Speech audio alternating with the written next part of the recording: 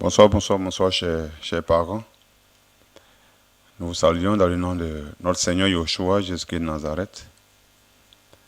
Alors, dans ces temps de la fin, la parole est tellement vraie et le constat est amer, ce que nous constatons et dans le vécu, c'est amer et c'est triste et le Seigneur nous a mis à cœur de parler un peu là-dessus.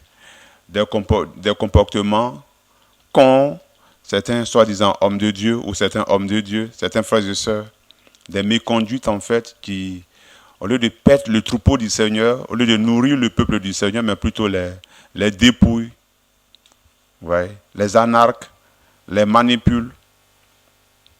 Il y a des vrais serviteurs du Seigneur, comme également il y a des faux serviteurs du Seigneur qui blasphèment, qui gâtent le nom de notre Seigneur Jésus-Christ de Nazareth. Et ces personnes-là, des fois, tiennent captives les âmes du Seigneur. Vous voyez? Il y a certaines personnes qui, lorsqu'elles sont malades, demandent la prière. Mais des fois, pour que ceux qu'on a tendance à appeler hommes de Dieu, donc des frères bien-aimés, on leur demande de venir prier, mais pour venir prier, ils demandent à ce que les gens payent la dîme, fassent une offrande. Mais c'est hallucinant.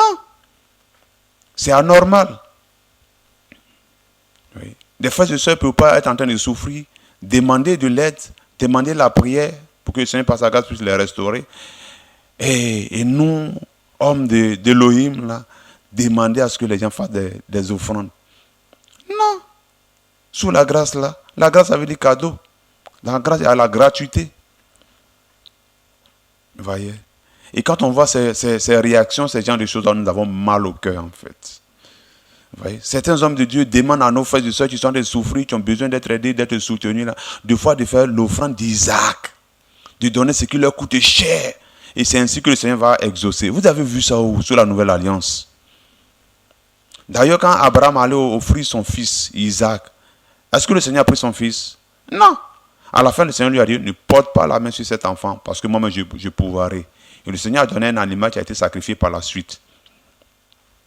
Alors nous n'arrivons pas à comprendre pourquoi certains frères et sœurs, depuis nos frères et sœurs, les pillent, les volent, demandent des fois des sommes colossales. Ce n'est pas normal.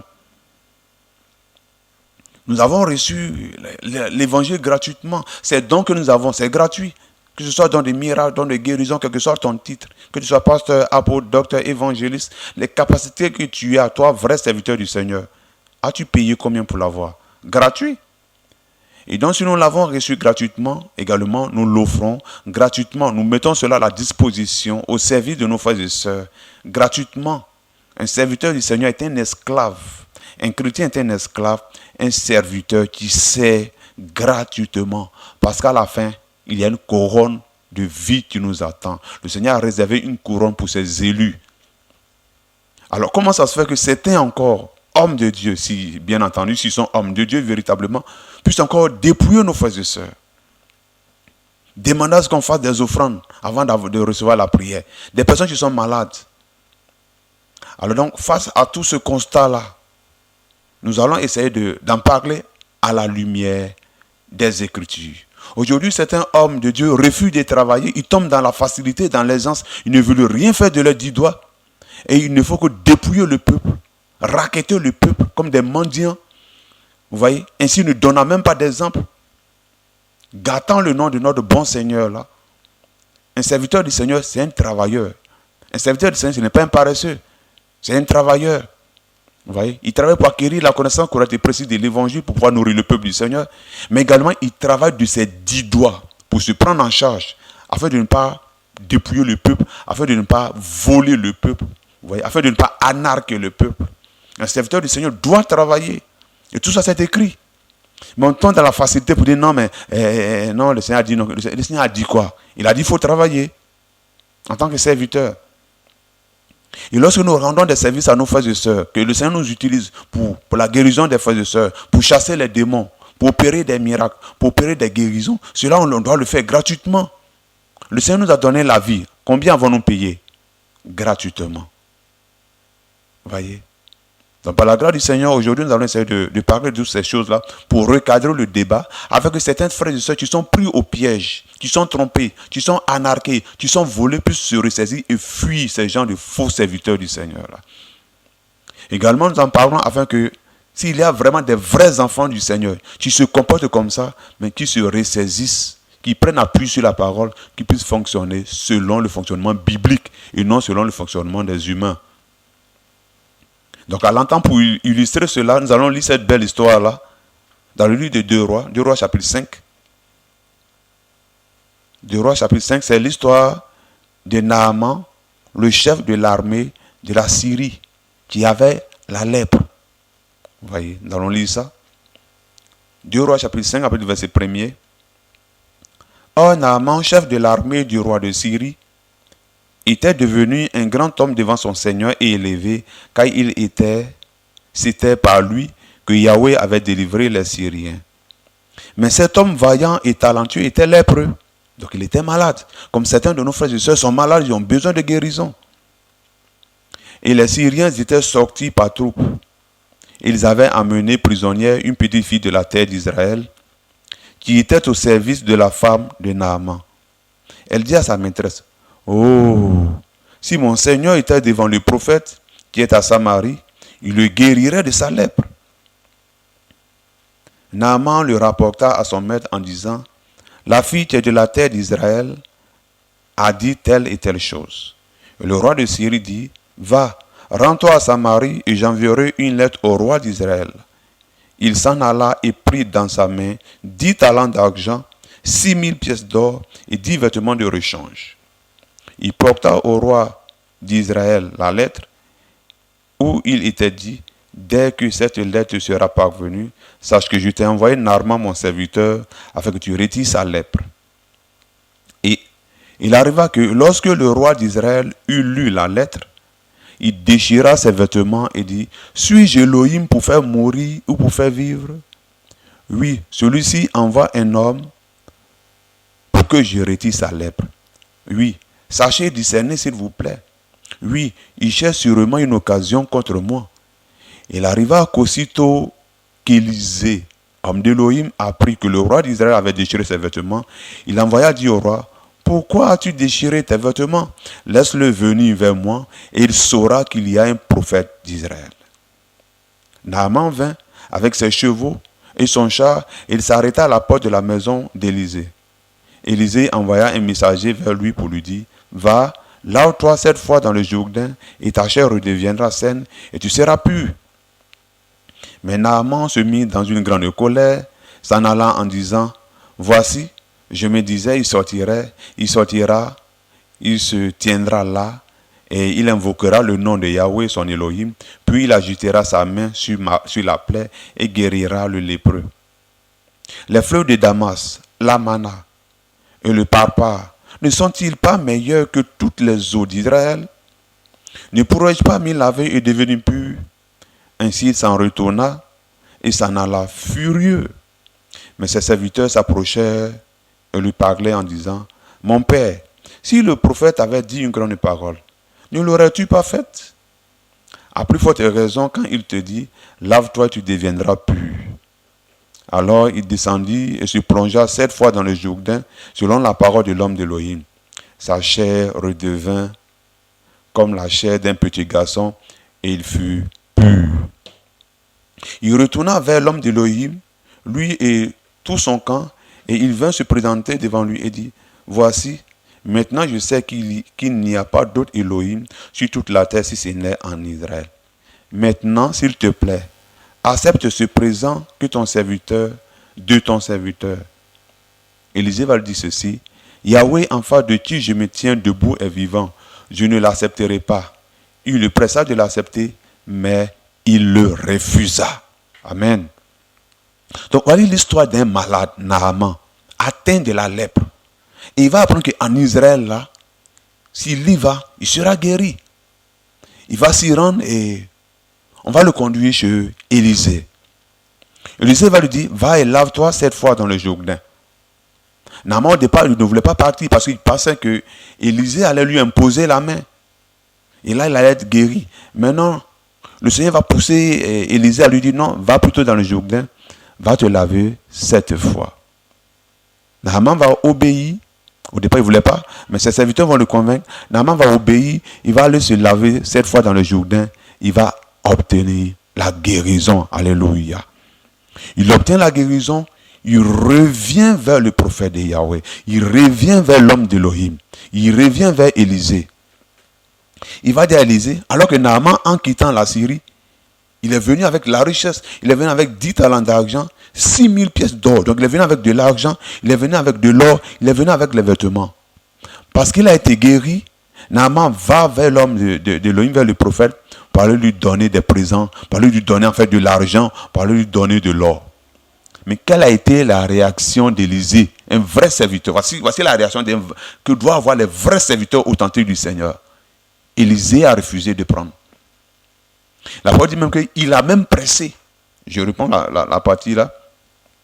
Élisée va dire, Naaman va dire, maintenant, s'il te plaît, accepte ce présent de ton serviteur. Donc Naaman va lui tendre de l'argent. Il va lui tendre les choses avec lesquelles il est venu. Élisée va dire, à partir du verset 16, 2 Rois, chapitre 5, à partir du verset 16, Yahweh, en face de qui je me tiens debout et vivant, je ne l'accepterai pas. On dit, il le pressa de l'accepter, mais Naaman va refuser. Vous voyez, Naaman, parce qu'il a eu la guérison, il était dans la joie, il va donner de la richesse, il va donner des présents à Élisée. Mais Élisée dit, Yahweh devant qui moi je me tiens là, il est vivant, moi je ne prendrai rien. La plupart de ces pasteurs, de ces apôtres, de ces docteurs, de ces évangélistes, de ces personnes qui se font appeler hommes de Dieu, qui demandent à nos frères de payer de l'argent avant qu'ils puissent prier pour qu'ils soient guéris, ils ne se tiennent pas devant le Seigneur. De façon générale, pour la plupart, ils ne sont pas des hommes du Seigneur, mais ils sont des anarcheurs, des voleurs, vous voyez, des faux prophètes, vous voyez, des serviteurs du diable, et qui viennent manipuler le peuple pour s'enrichir, parce qu'ils sont cupides. Un enfant du Seigneur fonctionne comme le Seigneur l'a dit. Et Élie, qui est véritablement un serviteur du Seigneur, il va refuser de prendre de l'argent. Mon frère, toi aussi, toi, c'est comment? Tu allais sauter là-dessus? Non. Mais à côté d'Élisée, il y avait son serviteur Géasi. Alors quand on lit la suite de l'histoire, Naaman, il a donné les présents, l'argent, tout ça, et Élisée a refusé. Donc Naaman a pris tous ses présents, tous ses biens, tout son argent. Il est retourné en Syrie. Mais pendant qu'il partait, le serviteur de Élisée, Géasi va poursuivre Naaman, il va aller mentir. Pourquoi? Pour avoir de l'argent. Il est allé, Géasi est parti, il est allé voir Naaman. Naaman lui a donné. Il a menti à Naaman. Naaman lui a donné de l'argent, il a donné des vêtements. Ensuite, il revient vers Élisée et il va cacher cela. Voici ce que Élie lui a dit. À partir du verset 25. Puis il entra et se présenta devant son maître. Élisée lui dit, d'où viens-tu, Géasi? Il dit, ton serviteur n'est allé nulle part. Mais il lui dit, ça c'est Élisée qui parle, mon cœur non plus n'était pas allé lorsque cet homme a quitté son char pour venir à ta rencontre. Écoutez, regardez la question qu'il va poser. Est-ce le temps de prendre de l'argent? Est-ce le temps de prendre des vêtements? Est-ce le temps de prendre des oliviers, des vignes, du petit et du gros bétail? Est-ce que c'est le temps de prendre l'argent? Oui, le Seigneur m'a utilisé pour le guérir. Et puis après, est-ce que c'est pour cela que je dois prendre de l'argent? Donc, Élisée va faire des reproches à Géasi. Il va lui dire ceci. C'est pourquoi la lèpre de Naaman, là, comme tu allais là, tu as couru pour aller prendre l'argent là. C'est pourquoi la lèpre de Naaman va s'attacher à toi et à ta postérité à jamais. Et Géasi va sortir de la présence de Élisée, lui qui n'était pas lépreux. Il va voir la lèpre. Et aujourd'hui, voici des personnes, des soi-disant chrétiens, des soi-disant pasteurs, apôtres, docteurs, évangélistes, qui à cause de l'amour de l'argent, à cause de la méchanceté, ils voient la souffrance de nos frères et sœurs, ils ne sont pas prêts à les aider, à les soutenir, à les épauler, mais ils voudraient forcément que les gens donnent de l'argent avant qu'ils puissent prier, avant qu'ils puissent les soutenir, les aider. Ils sont des gens qui ont l'esprit de Géasi. Et ils sont frappés par la lèpre spirituelle. Ils ont l'esprit de Géasi en eux. L'esprit de la cupidité, l'amour de l'argent. Ils aiment l'argent plus que l'homme. Et quand des fois ils veulent dépouiller ces frères et sœurs là, que nos frères et sœurs leur disent, bon, mais actuellement c'est difficile pour moi, je ne travaille pas, je n'ai pas l'argent. Les gens ne prient pas, les gens s'en vont chez eux et ils ne passent plus jamais pour aller voir les frères là pour les encourager. Quelle méchanceté humaine. Quel égarement. Ces personnes sont des imposteurs. Ils ne marchent pas selon la parole du Seigneur. Élisée a donné le bon exemple. On donne l'argent, il dit je ne prends pas. Vous savez pourquoi Élisée a fait cela? Parce que Élisée est devenu prophète, non de son fait, mais parce que le Seigneur lui a donné la capacité de devenir prophète. Donc, les dons que nous avons, que ce soit dons de puissance, que ce soit dons de guérison, dons de prophétie, dons d'évangélisation, que ce soit même tous les ministères que le Seigneur a établis, on n'a pas payé 5 francs pour les vrais enfants du Seigneur, on n'a pas payé 5 francs pour les avoir. Le Seigneur nous les a donnés gratuitement. Donc, Élisée, parce qu'ayant reçu ce don de prophétie et de guérison gratuitement, il a compris qu'il ne doit pas marchander le don qu'il a. Et que tout ce qu'il devait faire, il devait le faire gratuitement. Élisée l'a fait gratuitement. Voici le modèle que nous devons suivre. Yeshua, Jésus, il est venu, il a nourri 5000 personnes, il a nourri 4000 personnes. Dites-moi, ils ont payé combien? 0 francs. Il a guéri les aveugles, il a guéri les paralytiques, il a ressuscité les morts. Lazare qui a été ressuscité a payé combien? 0 francs. Vous voyez l'évangile que nous avons reçu? Qui était de nos prochains. Et cela gratuitement. Le Seigneur allait livrer sa vie à la croix. Tu as payé combien, mon frère? Nous avons payé combien? Il a livré sa vie à la croix. Cela gratuitement. Vous voyez? Et voici ce qu'il nous dit dans le livre de Matthieu chapitre 10, à partir du verset 8. Matthieu 10, verset 8. Je vais remonter un peu pour la compréhension. Donc déjà, à partir du premier verset, le Seigneur va appeler 12. Donc, il va recruter ses disciples, il va leur donner le pouvoir, les capacités, qu'également il a donné à l'Église, il a donné à nous chrétiens. Il va leur dire d'aller proclamer l'évangile et tout ça. Et voici ce qu'il va dire à partir du verset 5. Il dit, verset 6, mais allez plutôt vers les brebis perdues de la maison d'Israël. Et en allant, prêcher, en disant le royaume des cieux s'est approché. À partir du verset 8, il dit, guérissez les malades. Nous chrétiens, nous avons reçu le pouvoir, la capacité, par les vertus du Saint-Esprit, par le nom puissant de Yeshua, de guérir les malades. Il dit, guérissez les malades, rendez plus les lépreux, comme au temps de Naaman. Aujourd'hui, c'est vrai que la lèpre est en voie de disparition, mais voilà, on va mettre ça sur le cas de la maladie. Ressusciter les morts, le Seigneur nous donne la capacité, et c'est lui-même encore qui utilise ce don qu'il nous a donné là, pour ressusciter les morts, pour guérir les malades. Il dit chasser les démons. Il nous a donné le pouvoir, par la puissance de sa parole, de son nom, de chasser les démons, de libérer nos frères et sœurs, afin qu'ils soient affranchis et être sauvés. Il va dire, vous avez reçu gratuitement, donné gratuitement. Chers frères et sœurs, nous avons reçu ces charismes-là, ces capacités-là, gratuitement. Nous devons mettre cela à la disposition de nos frères et sœurs gratuitement. Donc toi, mon frère, ma sœur, tu pouvais aider ton prochain. Tu pouvais prier pour un frère ou pour une sœur pour qu'elle soit guérie, soit restaurée. Tu demandes de l'argent, tu es un antichrist. Pourquoi tu es anti? Tu fais contre ce que le Seigneur a prescrit. Alors que le Seigneur va dire dans le livre de Jean 15, si vous m'aimez, gardez mes commandements. Quand on est chrétien et on aime Yeshua, Jésus, on garde la parole du Seigneur. La parole du Seigneur dit dans le livre de Matthieu 10, verset 8, vous avez reçu gratuitement, donné gratuitement. Vous voyez, on prêche l'évangile gratuitement. On encourage les frères gratuitement. Vous voyez, on prie pour les malades gratuitement. On chasse les démons gratuitement. L'évangile est gratuit. Toi, tu commercialises l'évangile. Pourquoi? Pourquoi commercialises-tu l'évangile? Pourquoi vends-tu la prière? Si tu aimes Jésus, il faut arrêter ça. Répands-toi et arrête ça. L'évangile est gratuit. Tu peux même lire ce verset chez toi. Matthieu chapitre 10, à partir du verset 8. Je relis pour nous. Guérissez les malades, rendez plus les lépreux, ressuscitez les morts, chassez les démons. Vous avez reçu gratuitement, donnez gratuitement. Et en vérité, on a reçu gratuitement. C'est vrai qu'il y a des faux ouvriers qui vont au Mali, qui vont au Ghana, qui vont dans les pays limitrophes là, pour aller enquérir du pouvoir de la part de l'ennemi. Ça, ils sont des serviteurs de l'enfer. Le plus souvent, c'est eux-mêmes qui marchandent même les grâces là. Parce qu'ils savent qu'ils ont livré leur âme. Toi, mon frère, ma soeur, tu entends cela. Si tu es dans les difficultés, tu demandes la prière, il faut donner 5 francs pour qu'on prie pour toi. Fuis la personne.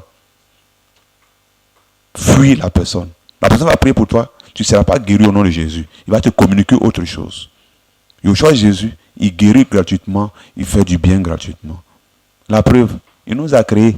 On a payé combien? 0 francs. On respire son air tous les jours. On a payé combien? 0 francs.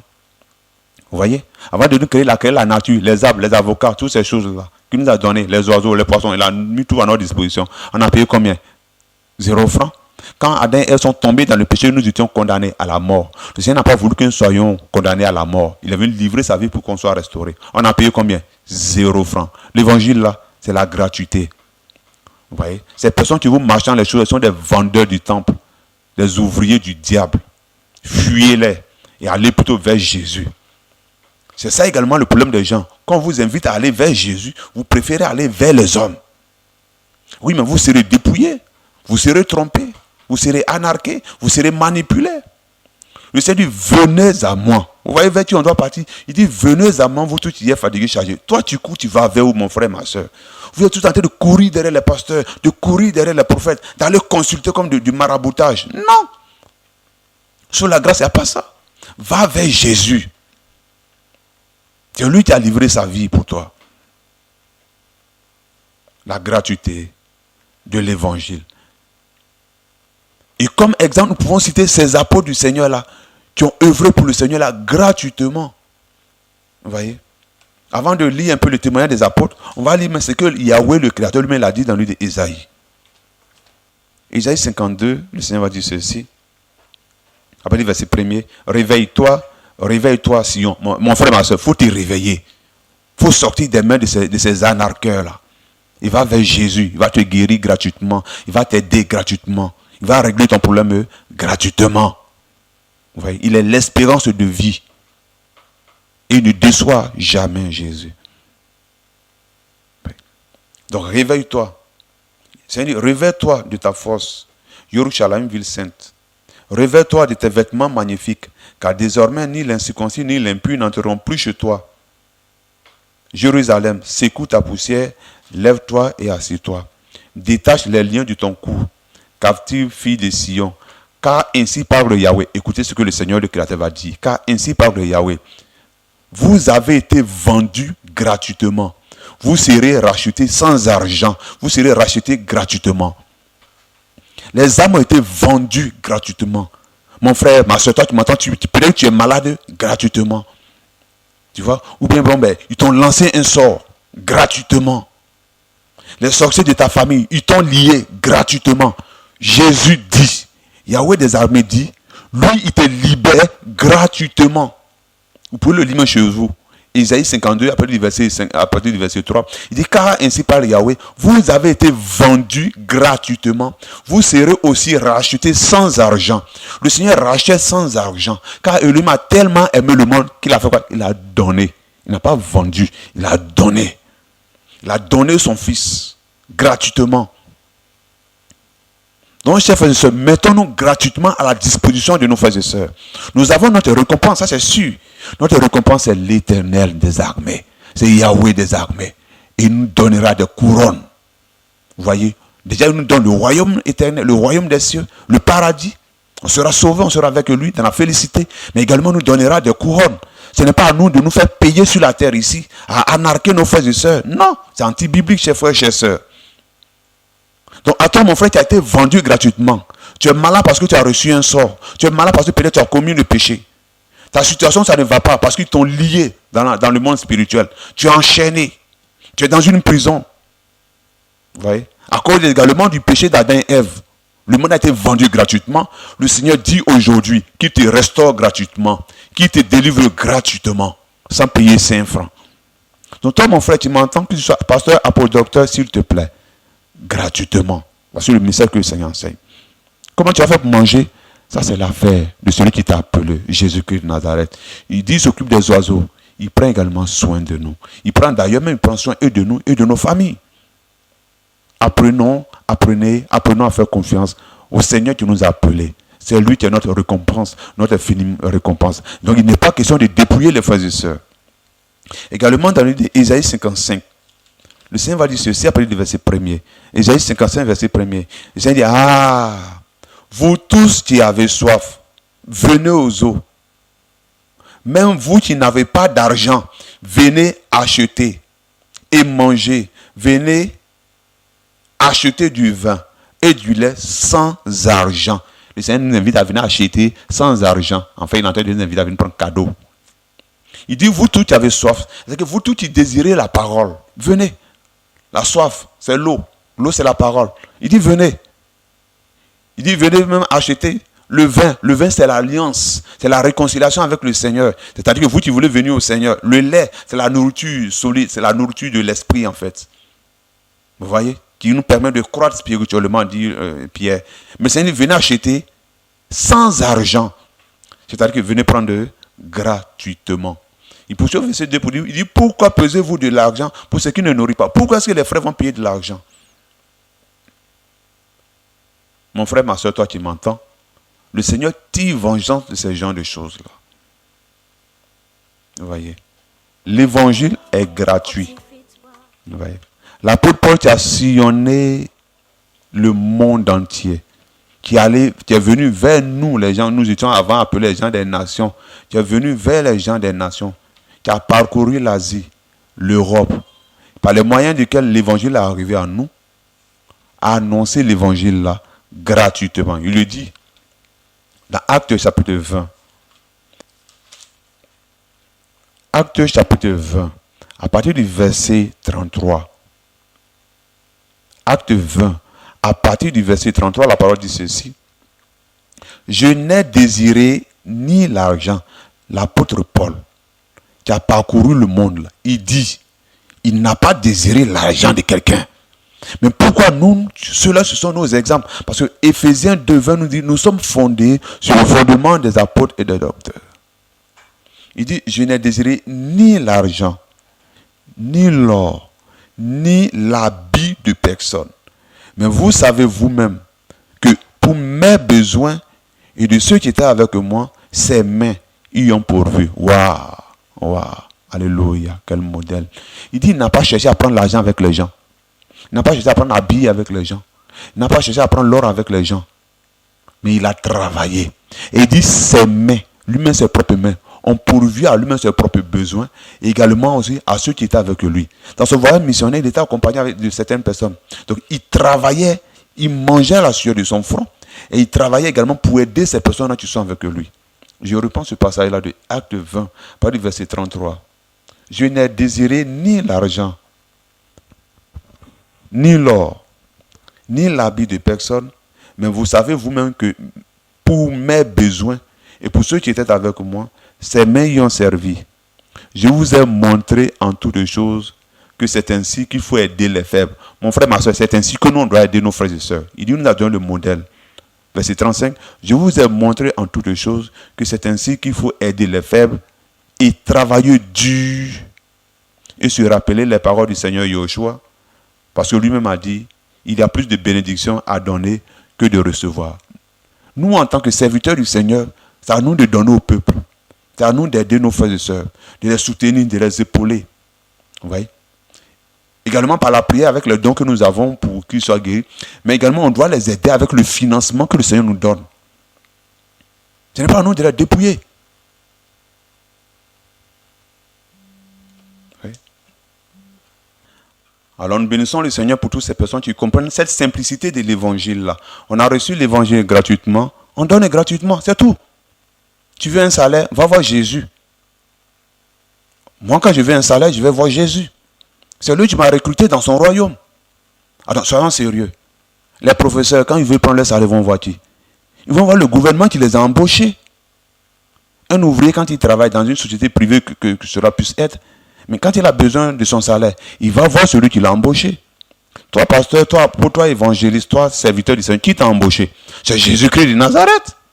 Si tu veux un salaire, mais va le voir. Et dans les écrits, il nous a déjà parlé de notre salaire.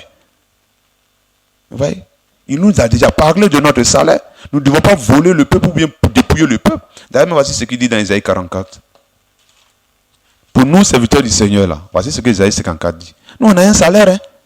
Mais le Seigneur, ce n'est pas sur nos frères, on ne va pas les racketter. C'est le Maître Jésus qui paye notre salaire. Vous voyez? Voici ce qu'il dit. Isaïe 54.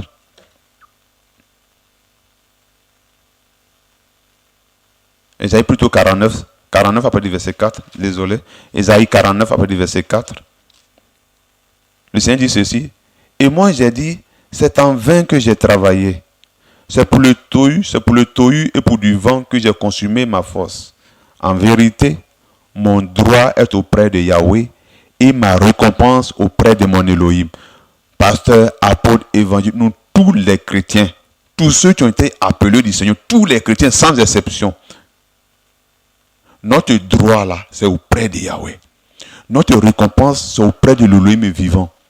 Nous ne devons pas dépouiller le peuple du Seigneur. Bien au contraire, nous devons nourrir le peuple du Seigneur, aider le peuple du Seigneur, selon les moyens que le Seigneur met à notre disposition. À toi, mon frère, toi, ma soeur qui m'entend, tu es chrétien, tu dois travailler à la sueur de ton front, comme l'a dit Paul. Et ensuite, même les moyens financiers que toi, tu as là, tu dois prendre pour t'occuper de toi-même, de tes enfants, mais également des frères et sœurs. Voici l'évangile qu'on a reçu. Vous voyez? Dans le livre de 1 Thessaloniciens, le Seigneur va dire ceci. Il y a tellement de versets. 1 Thessaloniciens, le Seigneur va dire ceci. Donc, fouillez ces gens qui vous dépouillent là. Fouillez-les. 2 Thessaloniciens, chapitre 3. La parole dit ceci dans 2 Thessaloniciens, chapitre 3. 2 Thessaloniciens, chapitre 3, après le verset 6. La parole dit ceci. Mais nous vous ordonnons, frères, au nom de notre Seigneur Yoshua Mashiach, c'est-à-dire Jésus-Christ, de vous éloigner de tout frère qui marche dans le désordre et non selon la tradition qu'il a. Il y a des gens qui marchent dans le désordre. Ces gens, des personnes qui dépouillent le peuple, marchent dans le désordre. Ces voleurs-là, ils marchent dans le désordre. Par le verset 7, il dit, car vous savez vous-même comment il faut imiter, comment il faut nous imiter. L'apôtre Paul dit, on doit les imiter. Et on va voir comment ils ont fonctionné. Comment il faut nous imiter? Parce que nous n'avons pas mené une vie désordonnée parmi vous et que nous n'avons mangé gratuitement le pain de personne. Alléluia. L'apôtre Paul dit, ils n'ont pas mangé le pain de quelqu'un cadeau. Mais on voit des serviteurs, de soi-disant serviteurs, qui des fois disent à nos frères et sœurs, à ceux qu'on appelle des fois fidèles, à nos frères et sœurs, non, ta chaîne là, il faut me donner ça. Ton pain là c'est joli, ouais, mais je vais donner ça à maman, passer à ma femme. Quelle convoitise! Quelle convoitise! Il dit on n'a pas mangé gratuitement le pain de personne. Mais pourquoi vous voulez manger gratuitement le pain des gens? Pourquoi vous voulez racketter nos frères et sœurs, les tromper? En plus, ce n'est même pas vous qui guérissez, c'est Jésus-Christ de Nazareth qui guérit gratuitement. Je poursuis. Je reprends pas le verset 7. Il dit car vous savez vous-même comment il faut nous imiter parce que nous n'avons pas mené une vie désordonnée parmi vous. Verset 8. Ça c'est 2 Thessaloniciens chapitre 3 verset 8. Et que nous n'avons mangé gratuitement le pain de personne, mais dans le labeur et dans le travail. Vous voyez ça? Un serviteur du Seigneur, ce n'est pas un paresseux, un bosseur, un travailleur. Je reprends le verset 8. Il dit que nous n'avons mangé gratuitement le pain de personne, mais dans le labeur et dans le travail dur et difficile, nous avons travaillé nuit et jour pour n'être à la charge d'aucun de vous. L'apôtre Paul et tous ceux qui étaient avec lui n'ont pas voulu être à la charge des autres. Mais pourquoi aujourd'hui, là, ceux qu'on appelle serviteurs, hommes de Dieu, ils veulent être à la charge des autres? Ces anarcheurs, ces voleurs-là. Des fois, c'est hallucinant quand j'entends, non, c'est nous, on paye la maison du pasteur. On va payer sa voiture. On paye ses factures. Attends, vous voyez où ça où? C'est de l'anarque. C'est de l'escroquerie. C'est de tirer profit de ta posture pour dépouiller le peuple. Oui. Non, il va effectuer un voyage, c'est nous, on va cotiser. Attends, quand toi, mon frère, toi, tu cotises, quand toi, tu veux voyager, c'est qui cotise pour toi? Non. Un serviteur du Seigneur travaille. Je ne dis pas qu'on ne doit pas soutenir l'œuvre du Seigneur. On soutient l'œuvre du Seigneur, mais les frères et les sœurs le font volontairement. Mais ce n'est pas à nous de les dépouiller, de les anarquer. On laisse les gens, selon la manière du Seigneur, va les convaincre là. Ils vont participer à l'œuvre comme ils veulent, dans la libéralité, dans la liberté. L'apôtre Paul dit, ils ont travaillé dur pour ne pas être à la charge de quelqu'un. D'ailleurs, il précise, on a travaillé jour et nuit pour n'être à la charge d'aucun de vous. Verset 9. Ce n'est pas que nous n'en ayons pas le droit, mais c'est pour vous donner en nous-mêmes un modèle. Vous voyez le modèle qu'il nous donne? Pour vous donner un modèle à imiter. Car aussi, lorsque nous étions avec vous, nous vous ordonnions ceci, que si quelqu'un ne veut pas travailler, qu'il ne mange pas non plus. Mais c'est simple. Moi, j'aime la parole du Seigneur. Le Seigneur dit ceci. Si tu ne veux pas travailler, il ne faut pas manger. Toi, serviteur d'Élohim, pasteur, apôtre, évangéliste, docteur, quel que soit ton titre, si tu ne veux pas travailler là, il ne faut pas voler nos frères et sœurs, il ne faut même pas manger. Parce que nous devons manger à la sueur de notre front. Je vais lire ce verset-là. 2 Thessaloniciens chapitre 3, verset 10 dit, car aussi lorsque nous étions avec vous, nous vous ordonnions ceci, si quelqu'un ne veut pas travailler, qu'il ne mange pas non plus. En fait, quand tu travailles, ça t'évite d'être dépendant des autres, ça t'évite de dépouiller le peuple, de voler les gens en fait. Tu manges à la sueur de ton front. Jésus-Christ était charpentier, il travaillait. Vous voyez, Paul, il faisait les tentes. Ils sont des battants, des travailleurs. Pierre, Jean-Jacques, leur groupe là, ils sont des pêcheurs. Ils ne sont pas des feignants. Hein. Je me rappelle une fois, ils sont arrivés à un péage, ils devaient payer de l'argent et ils n'avaient pas de l'argent pour payer. Et Jésus a dit à Pierre, va pêcher. Voilà. Va pêcher. Il n'a pas raquetté Jésus. Il a dit à Pierre, va pêcher. Il a allé pêcher, il a pris là, de l'argent dans la bouche d'un poisson, il est venu payer au péage. Ça, c'est le modèle que ça nous donne. Des serviteurs battants, des travailleurs. Donc, si toi, tu ne veux pas travailler, là, il ne faut pas manger. Arrête de voler le peuple du Seigneur. Par le verset 11, la parole dit ceci. Car nous apprenons qu'il y en a quelques-uns parmi vous qui marchent dans le désordre et qui ne veulent pas travailler, mais qui s'occupent des choses insignifiantes. Mais c'est grave. Et que depuis le temps même des apôtres, il y avait déjà ces genres de personnes qui existaient. Qui ne veulent rien faire, qui ne veulent pas travailler. Et donc le Seigneur m'a appelé. Oui, amen. Mais quand le Seigneur t'appelle, ça ne veut pas dire qu'il ne faut pas travailler. Hein. Quand le Seigneur nous appelle, également on travaille. Oui. Dans l'une des gens, le Seigneur lui-même, le roi des rois lui-même, il dit, mon Père travaille jusqu'à présent, moi aussi je travaille. Attends, si Jésus-Christ, roi des rois, dit non, et lui il travaille, que lui également il travaille, toi, nous qui sommes nous pour ne pas travailler. On ne va pas tomber dans l'appareil, dans la fainéantise. D'autres disent, non, moi il s'est appelé en plein temps.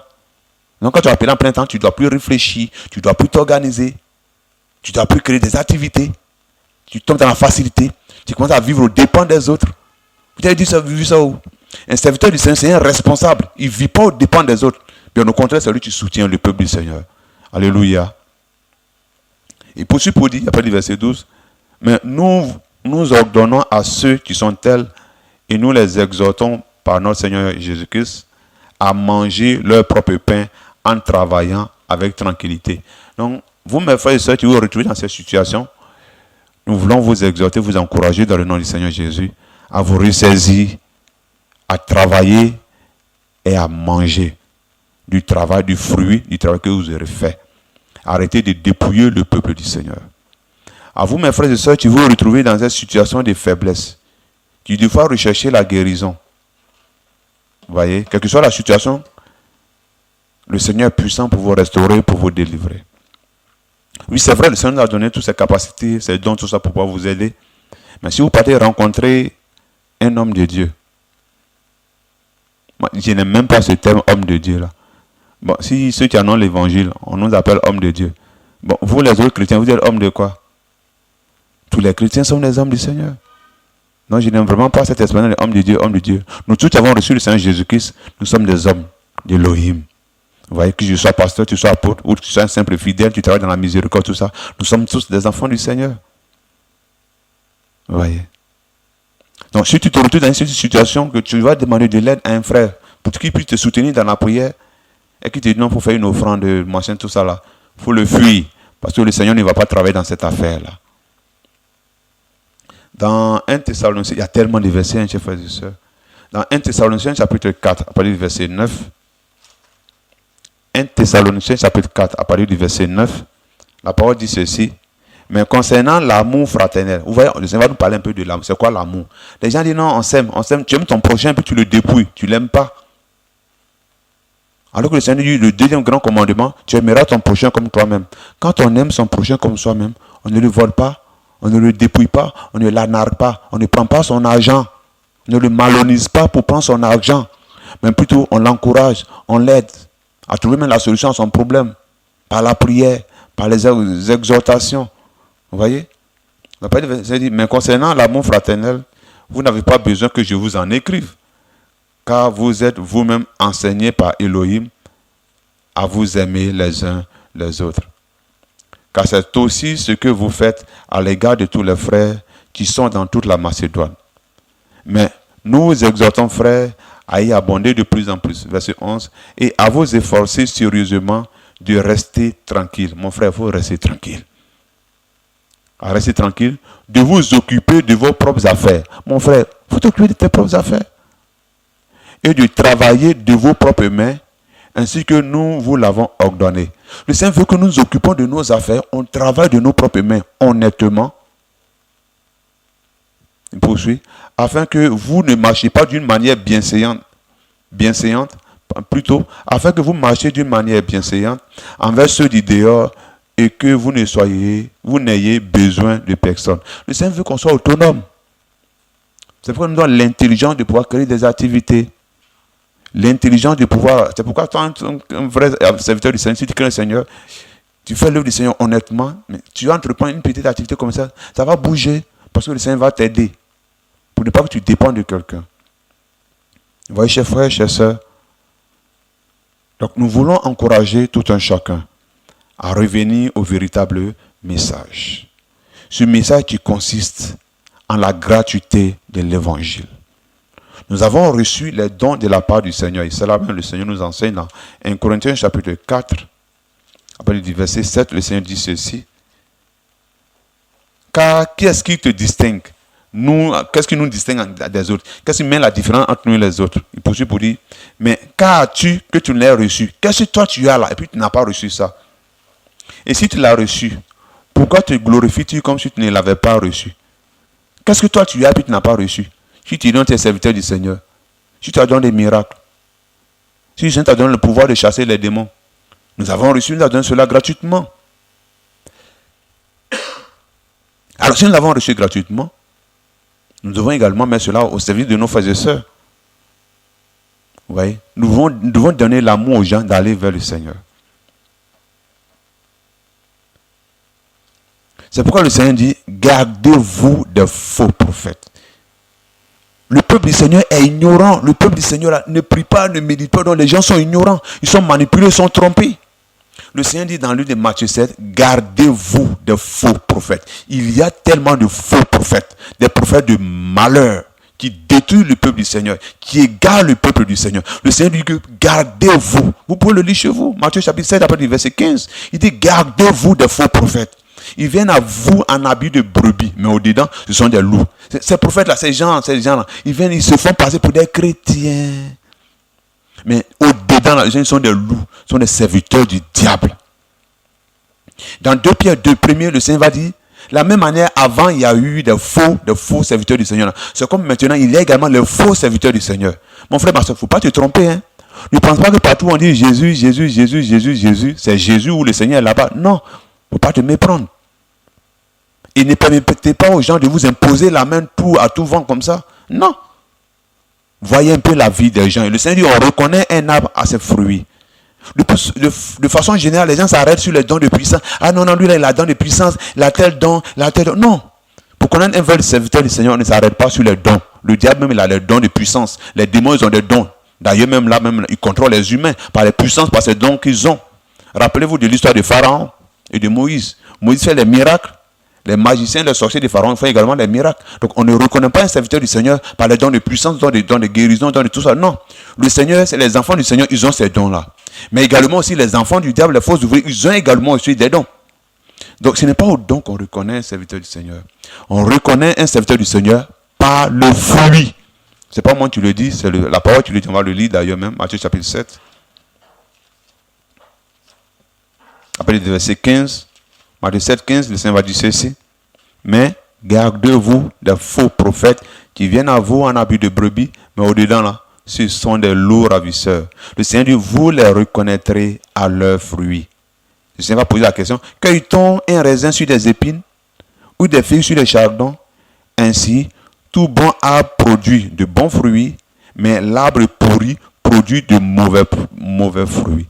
Tous ces ouvriers qui viennent vous voler, qui viennent vous demander de l'argent, tout ça là, ce sont des mauvais fruits qui portent, fuyez-les. Donc on reconnaît un vrai serviteur du Seigneur par le comportement, par sa façon de parler, par sa vie sanctifiée. Vous voyez? Donc vraiment que le Seigneur puisse vous aider là-bas, puisse vous soutenir. Pour tous ceux qui sont malades et qui êtes allés chercher la guérison qui depuis ça ne va pas, allez vers Jésus, il va vous guérir. Vous qui êtes allés voir des serviteurs, soi-disant serviteurs du Seigneur, qui vous ont dépouillé, qui vous ont découragé, prenez courage. Le Seigneur est fidèle, ne vous a pas encore abandonné, ne vous a pas oublié. Criez au Seigneur, il dit invoque-moi, je te répondrai. Tu cries au Seigneur, le Seigneur va t'aider. Si vous voulez, on peut même prier pour vous, pour que la guérison qu'on vous a échangée avec de l'argent que vous n'avez pas eu, que le Seigneur, dans son nom puissant, Jésus-Christ de Nazareth, dans son nom puissant, vous accorde la guérison au nom de Yeshua Mashiach. Le Seigneur guérit gratuitement et son nom également guérit gratuitement. La puissance de son esprit guérit gratuitement. Du lieu où vous êtes, que la puissance du Seigneur vous visite et vous accorde la pleine guérison au nom de Yeshua. Là où vous avez dépensé votre argent, que vous n'avez pas eu la guérison. Là où vous êtes allé voir des pasteurs, des hommes de Dieu, et que vous n'avez pas eu la guérison. Ils vous ont dépouillé, ils vous ont trompé, ils vous ont anarqué, et que vous n'avez pas eu la guérison. En cette soirée, je prie au nom de Yeshua, le Tout-Puissant, qu'il vous accorde la guérison du lieu où vous êtes, au nom de Yeshua Mashiach. Père éternel, souviens-toi de toutes ces personnes-là qui souffrent, qui sont manipulées. Adonai, ramène ces brebis-là à toi. Tu es venu livrer ta vie pour ramener ton peuple à toi. Seigneur, s'il te plaît, ramène toutes ces personnes-là à toi, Seigneur Père. D'ailleurs, briser ce joug-là qui les maintient vers les faux ouvriers. Parce que des fois, étant envoûté, étant empoisonné spirituellement, Adonai, en ton nom, je brise cette puissance de la malédiction-là. Je brise cette puissance des invocations sataniques et démoniaques au nom de Yeshua Mashiach. Je brise cette puissance d'invocation. Je libère ton peuple au nom de Yeshua, Seigneur Père de gloire, et accorde-leur la guérison et que ton nom soit béni.